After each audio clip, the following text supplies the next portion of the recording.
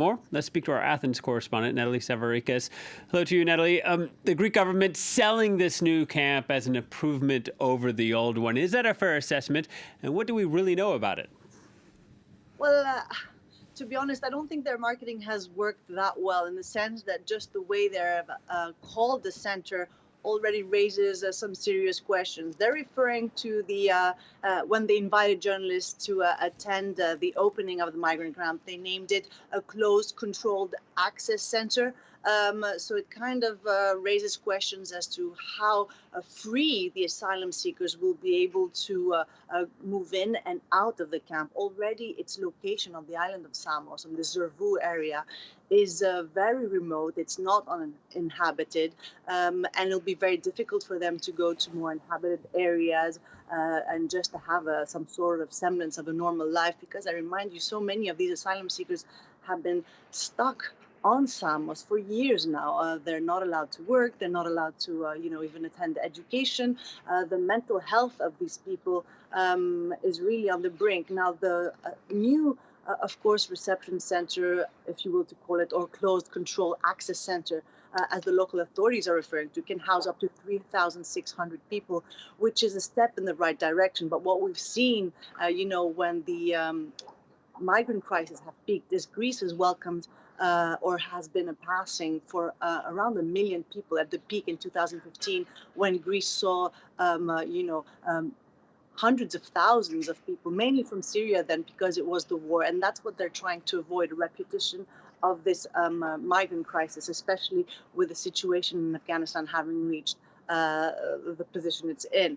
Now, the big question is, of course, it all looks bright and shiny, but there are barbed wires, there are fences. There's a big question, on how women and children, whether they'll be, in different places, will they be better protected than in the previous camps? Because we've had all sorts of reports emerging on how, and me speaking directly to women and children on how they felt, threatened at night, on how there had been serious assaults, etc. So there are all these question marks. Also, when it comes to the logistics, it might seem nice and shiny and clean on day one, but the big question is, on the logistics and on the organization, and if all other EU members will also be willing to share the load of Greece and dealing with this, new era we're going into, especially as we're anticipating a new wave of migration in light of developments in Afghanistan. Yeah, Natalie, on that last point, Greece has hardened its stance on migration, and activists say EU policy on migration is criminal.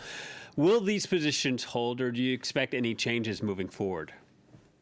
Well, that is a big question. I mean, at the moment, we have a right-wing administration. They have beefed up security at the borders.